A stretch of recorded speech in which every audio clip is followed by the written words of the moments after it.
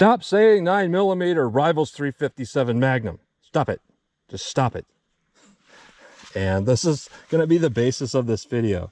I hear this all the time when we have some high-end 9mm that it can rival 357 Magnum. And I was actually researching the ammo I'm going to test today just to make sure it's kind of safe to shoot in this particular pistol because it is pretty hot. And again, forum after forum after forum. Finally, a 9mm that rivals 357 Magnum. So what I have today is the 9mm plus P plus 147 grain. This has a much larger hollow cavity than your typical 9mm. It's an XTP bullet. Your 124 and 115 grains kind of have like a smaller hollow cavity. This one's a little bit larger. And the reason why I'm using this is because when we tested the 115 grain in the past, there's just not enough bullet there. It kind of fragmented up pretty significantly. But it's going to be a very powerful 9mm cartridge. But rather than use something that is, you know, a weak low-end 357 to compare it to, I'm going to use something that's loaded equally well. And by the way, plus P plus is beyond SAMI specifications, so you know, that's not really a 9mm when we get up to that level. 357 Magnum though, I'm using the Buffalo Bore 180 grain. This happens to be rated at 1500 feet per second, but that's out of a much longer barrel. But we should still see a significant difference between energy numbers between the two of these. So it'll be a very interesting test. So we're going to go through our chronograph, see what kind of actual velocity and energy numbers we're getting, and see what kind of accuracy we get at the same time. And then we're going to go through our ballistics gel. And a lot of people like to see the Juggernaut box, but when we're talking rounds like this that are very powerful, you know, what that baloney pack and fiberboard brings to the table isn't going to be much different than our gel. This is going to actually tell us quite a bit and tell us if that 9mm rivals that 357 Magnum. But also, we're going to do our 25 yard at our steel gong here. Just going to walk up here. And sometimes that kind of tells you a practical accuracy. You know, is it practical? Because some of the rounds I test, I can't even hit this plate when I should be hitting it. So let's get started with the test and see if 9mm, if it really does rival 357 Magnum using Buffalo Bore ammo. All right, 9mm plus P plus 147 grains, rated at 1175 feet per second. I don't know the actual barrel length, but we'll see what we actually get with this Buffalo Bore 9mm plus P plus. 1155, 1164. 1127, 1138, 1153. So that's definitely a lot of power because it's a 147 grain, and the recoil on this was like nothing. It's less than a 38 special. That's interesting that it's so low. Let's compare that to the 357 Magnum. All right, 357 Magnum 180 grain. Let's see if we can beat 1153 feet per second. And keep in mind, this is 33 grains heavier, so even if we match that velocity, we still got more power at 357. So let's see what we get here.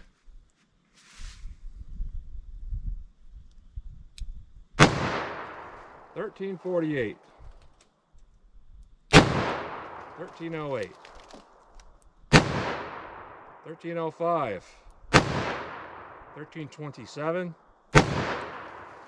1341. I pulled that last round. I felt myself do that, but yeah, it's a lot of power and surprisingly not a whole lot of recoil.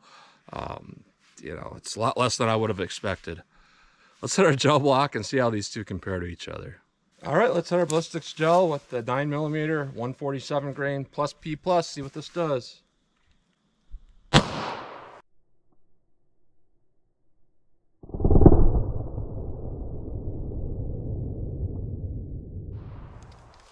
Very easy to shoot very accurately.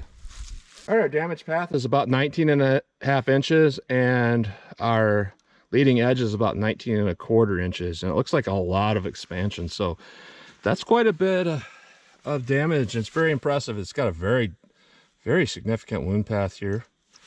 It's a lot of stuff going on there. Looks like it burned inside there. So very powerful round. Overall, we're missing a pedal here. Interesting. Let's see how that 357 Magnum compares. All right, 357 Magnum. I'm gonna try to hit the other side of the block here. And let's see what we get.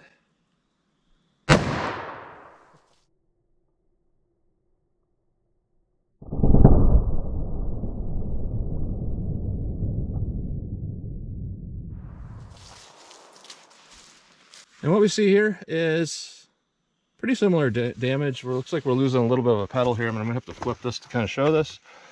And it just barely touched the bottom of that box right there, but we are at, our damage path is about 23 3/4. Our front of our bullet here is about 23 1/4.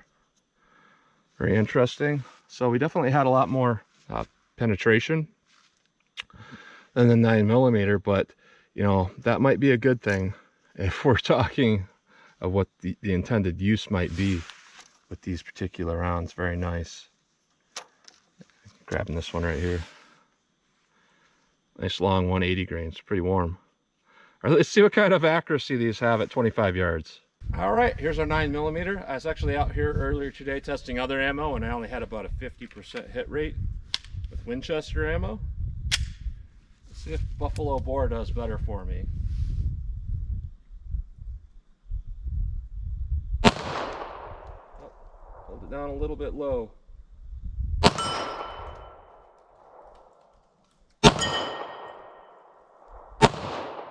Same thing here. So maybe it's just me today.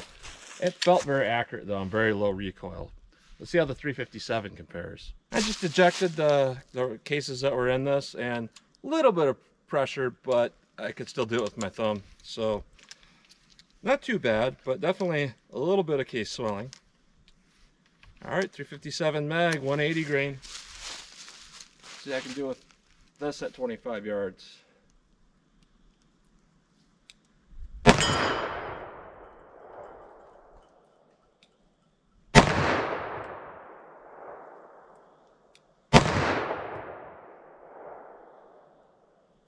I think it's just me with my accuracy today, but we can definitely see it 25 yards. We had a lot of smack on that plate. So 9mm rivaling 357 Magnum. This is about as fair as you're going to get, because we're going up to a higher level than typical, about as high as you can go pretty much. We're using the highest of the typical weight. And why are we doing that? Because when you put that much power on a bullet, if it's too small, it just fragments up. There's not enough to really see. So our highest typical weight with 357 is 180 grain. Our highest typical weight with 9mm is 147 grain, and you kind of need that when you're going up in power. And comparing these two, are they comparable? Absolutely not. People like to take just the hottest possible 9mm, like that Buffalo Bore, put it in longest barrel like that M&P, and then take the junkiest 357 Magnum round like American Gunner, put it in a snub nose and be like, aha, my 9mm rivals 357 Magnum. I'm just here to be nicely about this and say, buddy, it doesn't, okay? There's nothing wrong with the 9mm. It's a good cartridge when loaded right, as we see. That's pretty good performance. But comparing it to the old 357 Magnum loaded, middle of the road pretty much, it's kind of hot, but it's not quite as hot as it can go, despite me saying that just a minute ago. But it's pretty close to the end of the spectrum. And when we compare rounds like that, absolutely not. Your 9mm doesn't even touch 357 Magnum, and we had about the same amount of barrel travel between that 5-inch pistol and this 4-inch revolver. So that's what you get today between Buffalo Bore 9mm plus P plus 147 grain and 357 Magnum 180 grain. So as always, comment, share, and like, and thanks for watching.